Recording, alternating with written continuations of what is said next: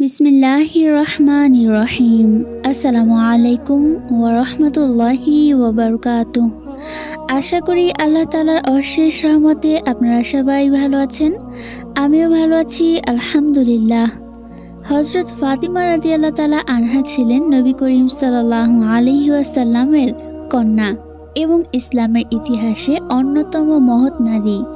তার জীবনে এমন অনেক ঘটনা আছে যা তার এবং তার পিতা নবী করিম সাল্লাল্লাহু আলাইহি ওয়াসাল্লামের গভীর ভালোবাসা, স্নেহ এবং পারস্পরিক সম্পর্কের কথা বলে। হযরত ফাতিমা রাদিয়াল্লাহু তাআলা আনহা নবী করিম সাল্লাল্লাহু আলাইহি ওয়াসাল্লামের পঞ্চম সন্তান এবং তার কনিষ্ঠ কন্যা ছিলেন। তার জন্ম হয়েছিল নবুয়তের কিছু বছর আগে মক্কার কুরাইশ বংশের এক সম্ভ্রান্ত ঘরে। নবী করিম সাল্লাল্লাহু আলাইহি ওয়াসাল্লাম তার প্রতি গভীর ভালোবাসা পোষণ করতেন এবং তাকে খুবই স্নেহ করতেন। ফাতিমা রাদিয়াল্লাহু তাআলা আনহা যখন নবী করিম সাল্লাল্লাহু আলাইহি ওয়াসাল্লামের ঘরে আসতেন, তখন নবী করিম সাল্লাল্লাহু আলাইহি ওয়াসাল্লাম দাঁড়িয়ে যেতেন, তাকে স্বাগতম জানাতেন এবং তার কপালে চুমু দিতেন। এটি ছিল নবী করিম সাল্লাল্লাহু আলাইহি ওয়াসাল্লামের হযরত ফাতিমা রাদিয়াল্লাহু তাআলা আনহার প্রতি বিশেষ ভালোবাসার একটি পরিচয়। একবার নবী করিম সাল্লাল্লাহু আলাইহি ওয়াসাল্লাম তায়েফে দাওয়াতের জন্য যান, দ্বীনি দাওয়াত। কিন্তু সেখানে তাকে অত্যন্ত কষ্ট দেওয়া হয় এবং পাথর ছুঁড়ে আঘাত করা হয়। নবী করিম সাল্লাল্লাহু আলাইহি ওয়াসাল্লাম যখন মক্কায় ফিরে আসেন, তখন ফাতিমা রাদিয়াল্লাহু তাআলা আনহা খুবই ছোট ছিলেন।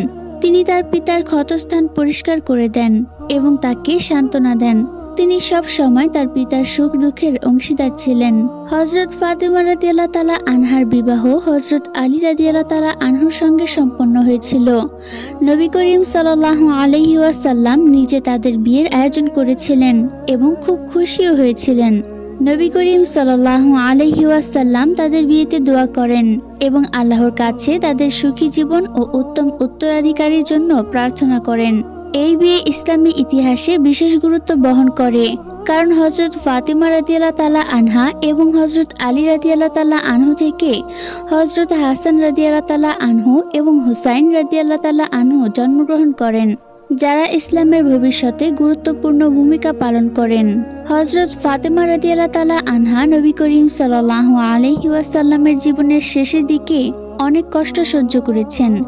নবী করিম সাল্লাল্লাহু আলাইহি ওয়াসাল্লামের ওফাত অর্থাৎ ইন্তেকালের পর তিনি তার পিতার অনুপস্থিতিতে অনেক কষ্ট পান। তবে নবী করিম সাল্লাল্লাহু আলাইহি ওয়াসাল্লাম তার জীবনের শেষ সময়ে হযরত ফাতিমা রাদিয়াল্লাহু তাআলা আনহাকে বলেছিলেন যে তিনি তার পরিবারের মধ্যে প্রথম ব্যক্তি যিনি তার সঙ্গে জান্নাতে মিলিত হবেন। এই কথা শুনে হযরত ফাতিমা রাদিয়াল্লাহু তাআলা আনহা কিছুটা সান্ত্বনা পান এবং তার পিতার সঙ্গে অচিরে মিলিত হওয়ার জন্য প্রস্তুতি নেন।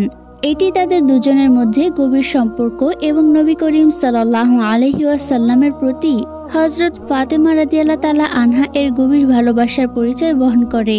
বদর যুদ্ধে মুসলিমরা বিজয় লাভ করে, তবে অনেক সাহাবী আহত হন।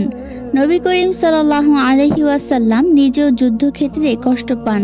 যুদ্ধ থেকে ফিরে আসার পর ফাতিমা রাদিয়াল্লাহু তাআলা আনহা তার পিতার সেবা করেন এবং তার ক্ষতস্থান পরিষ্কার করেন। ফাতিমা রাদিয়াল্লাহু তাআলা আনহা সর্বদা নবী করিম সাল্লাল্লাহু আলাইহি ওয়াসাল্লামের পাশে থেকে তার যত্ন নিতেন এবং তাকে সান্ত্বনা দিতেন। হযরত ফাতিমা রাদিয়াল্লাহু তাআলা আনহা ছিলেন একজন অত্যন্ত ধৈর্যশীল ও নিরহংকার নারী। তার জীবনে অনেক কষ্ট ছিল, তবে তিনি সব সময় তা সহ্য করতেন এবং আল্লাহর ওপর ভরসা রাখতেন। তিনি সাদামাটা জীবন যাপন করতেন এবং তার পরিবারের শান্তি বজায় রাখার চেষ্টা করতেন। নবী করিম সাল্লাল্লাহু আলাইহি ওয়াসাল্লাম সর্বদা ফাতিমা রাদিয়াল্লাহু তাআলা আনহার ধৈর্য এবং ধর্মীয় অনুশীলনের প্রশংসা করতেন।